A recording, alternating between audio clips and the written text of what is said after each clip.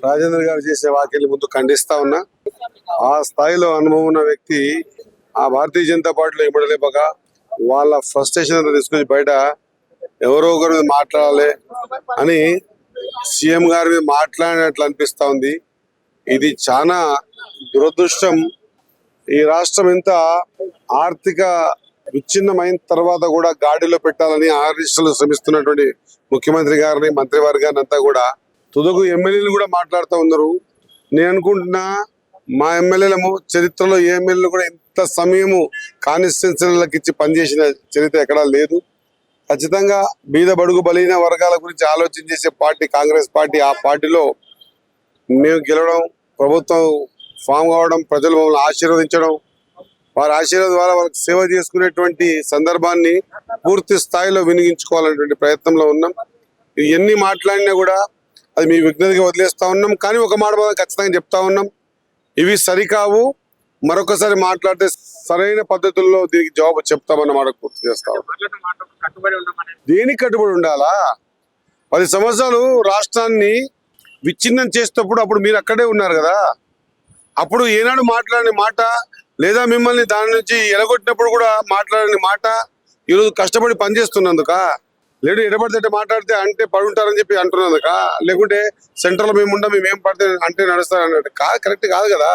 100కి 100% మీరు అన్న మాటనే పొరపాటు, మరి దానికి కట్టుబడి ఉండడం అనేది ఇంకా తప్పు, ఇంకా పెద్ద తప్పు. కాబట్టి ఆ మాటను మీరు వాపసు తీసుకోవాల్సిన అవసరం ఉంది. తీసుకున్నాడు ఖచ్చితంగా దీనికి సరైన పద్ధతిలో మేము కూడా జవాబు చెప్తాం. మాట్లాడడం గొప్ప పని అండి. ఇప్పుడు నేను ఎవరినైనా కామెంట్ చేయొచ్చు, నోరు ఉంది, దాని డబ్బు ఖర్చు వద్దా? ఏమైనా మాటకి ఏమైనా ఖర్చు ఉందా? అది ఉండదుగా. మాట్లాడితే హైలైట్ అవుదాం అనుకునే మాట మాట్లాడడం కరెక్ట్ కాదు. రాజకీయాలు ఉన్నప్పుడు చాలా జాగ్రత్తగా చూసి నడుచుకోవాల్సినటువంటి అవసరం ఉంటుంది. కాబట్టి ఖచ్చితంగా ఈ మాటలు ఖండిస్తా ఉన్నాం. మరొకసారి పునరావృతం అయితే ఖచ్చితంగా దానికి సరైన పద్ధతిలో జవాబు కూడా చెప్తామన్నమాట. మరోవైపు రాష్ట్రానికి ఆర్థిక పరిస్థితి బాగాలేదు, అప్పు పుడతలేదు అనుకుంటూనే ఇక్కడ అందాల పోటీలు కోట్లు పెట్టి అందాల పోటీలు పెట్టడం అవసరం అనే విధంగా కూడా మాట్లాడుతున్నారు బీఆర్ఎస్ జేపీ వాళ్ళు. ఏం చెప్తారు? అదేవిధంగా నిన్న అక్కడ అందాల పోటీకి వచ్చిన మహిళల కాళ్ళు ఒక సామాన్య మహిళలతో కడిగించడం అనేది కూడా విధంగా మాట్లాడుతుంది. ఎట్లా నేనేమంటున్నా, ఒకవేళ మీరు మాట్లాడిన మాటకు దీనికి సంబంధమే లేదు, పొంతనే లేదు. ఇది జనరల్ గా రెగ్యులర్ గా జరగాల్సినటువంటి ప్రతి రాష్ట్రంలో ఇది ఇంకా ఒక్కొక్క కోణంలో చూస్తే ఎన్నడూ జరగని ఒక కార్యక్రమం జరిగింది. ఈ రోజు మొత్తం నేషనల్ మీడియా, ఇంటర్నేషనల్ మీడియా అంతా కూడా మన తెలంగాణ దిక్కు చూస్తా ఉంది. మరి ఇది కూడా చిన్న విషయం కాదు కదా. మరి జరగొద్దు అంటే జరగకూడదు కదా. రెగ్యులరైజ్ లో జరిగిన సందర్భాన్ని పట్టుకొని ఇప్పుడు ఆర్థిక పరిస్థితులు బాగాలేకుంటే, ఆర్థిక పరిస్థితులు బాగాలేకుంటే మాత్రం రైతు బంధు ఇవ్వడం లేదా, రుణమాఫీ చేయలేదా, మిగతా 6 గ్యారెంటీస్ ఇవ్వడం లేదా, మహిళలకు ఉచిత బస్సు ఇవ్వడం లేదా, ఏది ఆపినాం? ఏది అన్ని ఖర్చులు నోటు కట్టుకొని ఖచ్చితంగా ఆ తెలంగాణ రాష్ట్రంలో ఉన్నటువంటి బీద బడుగు బలహీన వర్గానికి సంబంధించిన అన్ని విషయాల్లో కూడా మేము ముందుండి ఖచ్చితంగా ఎలాంటి ఇబ్బందులు కలగకుండా చూసే ప్రయత్నం చేస్తా ఉన్నాం కదా. ఒక బీసీ బిడ్డగా ఏం చెప్తారన్న, అక్కడ కేంద్రము కులగణన చేయబోతుంది, ఇక్కడ తెలంగాణ రాష్ట్రాన్ని ఆదర్శంగా తీసుకొని రేవంత్ రెడ్డి గారు అక్కడ రాహుల్ గాంధీ గారి వల్లనే ఒత్తిడి తేపడం వల్ల కేంద్రం చేయబోతుంది అని చెప్పి మాట్లాడుతున్నారు. ఏం చెప్తారు? ఇక్కడ ప్రభుత్వం ఏర్పడ్డ 7 ఏడాదిలోనే ఎస్సీ వర్గీకరణ చేసింది, అదేవిధంగా బీసీలకు 42% రిజర్వేషన్ గురించి కూడా కేంద్రంతో కొట్లాడుతుంది. ఏం చెప్తారు? 100% మనం గతంలో మంచి చేసే వాళ్ళని చూసి ఇంకోరు చేస్తారని, మరి తెలంగాణ రోల్ మోడల్ గా నిలిచింది. మేము ఇది చేయాలనే సంకల్పంతో ఒక బీసీ బిడ్డ కాకున్నా కూడా ఈ వెనుకబడ్డ కులాలకు సంబంధించినటువంటి చాలా కులాలు ఇంకా పార్లమెంట్ కానీ అసెంబ్లీ కానీ కడప తొక్కలేదు. మరి వీళ్ళకు ఎంతో వాళ్ళ వాటా తేల్చి విద్యా ఉద్యోగ పరంగా లేకుంటే రాజకీయ పరంగా అన్నిట్లోనూ వాళ్ళకి ఆ వాటా ఇవ్వాలనే కోణంతోనే మరి రాహుల్ గాంధీ గారి ఆలోచనని తెలంగాణ రాష్ట్రంలో ఉన్నటువంటి కాంగ్రెస్ ప్రభుత్వం ఈ ప్రభుత్వమే చేయాలనేటువంటి రోల్ మోడల్ నిలిచింది. కాబట్టి మంచి చేసారు కాబట్టి దాన్ని చూసి వాళ్ళు కూడా చేయాలని అనుకుంటుంది. తప్పేం కాదు. ముఖ్యమంత్రి గారు స్పష్టంగా చెప్పారు, మేము చేసాం, మీరు చేశారు, మంచిదే. మీరు ఇంకా దానికి సంబంధించి మమ్మల్ని ఇంకేదైనా మాకు కూడా పని అప్పచెప్పినా మేము మీ దగ్గరకు వచ్చి కూడా పని చేయడానికి సిద్ధంగా ఉన్నామని చెప్పి చెప్తా ఉన్నాం కదా. ఎక్కడ వెనక్కి పోవడంలే కదా. కాబట్టి మనం కూడా ఈ చేసే మంచి పనిని కూడా చూడాలి.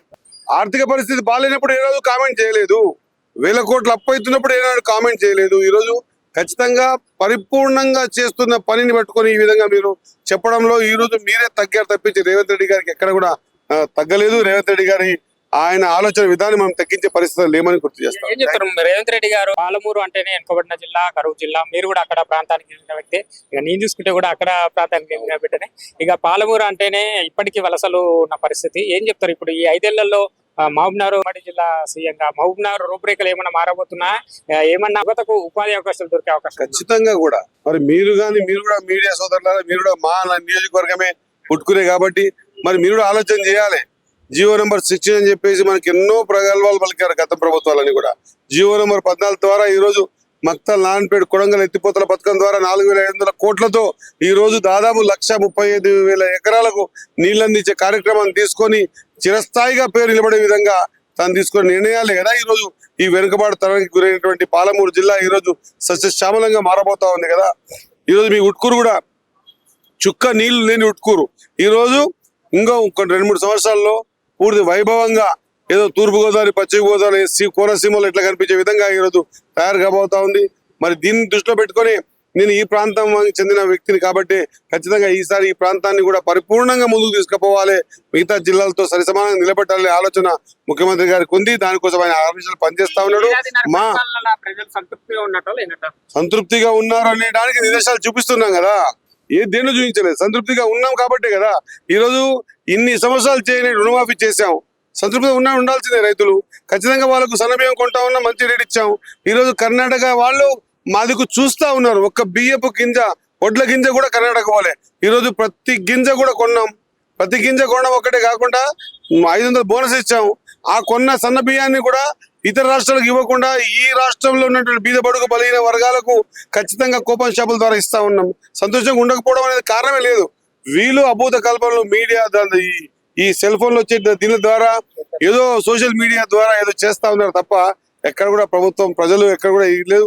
ఒకవేళ ప్రజలు నిజంగా కూడా ప్రభుత్వం మీద వ్యతిరేకత ఉంటే ఇప్పటివరకు రోడ్డు మీదకి వచ్చేవాళ్ళన్న విషయాన్ని గుర్తు చేస్తూ ఖచ్చితంగా శాపనార్థాలు ఎన్ని పెట్టినా కూడా పిల్లి శాపనార్థాలు ఈ ప్రభుత్వం పడిపోయేది కాదు, దిగిపోయేది కాదు, ఇంతవరకు ఆగేది కూడా కాదు. ఖచ్చితంగా బీద వ్యక్తులను గుర్తించి ఆఖరు లేనిపడి వ్యక్తి కూడా ఇచ్చేటువంటి ఆలోచన విధానం ఉన్నది కాంగ్రెస్ ప్రజలు నమ్మిండ్రు, విశ్వసించిండ్రు. ఇంకా కాంగ్రెస్ నిలదొక్కుంటుంది, నిలబడుతుంది. ఇంకా 1గా 2 టర్మ్ కూడా కాంగ్రెస్ పార్టీ అధికారంలో ఉంటుంది.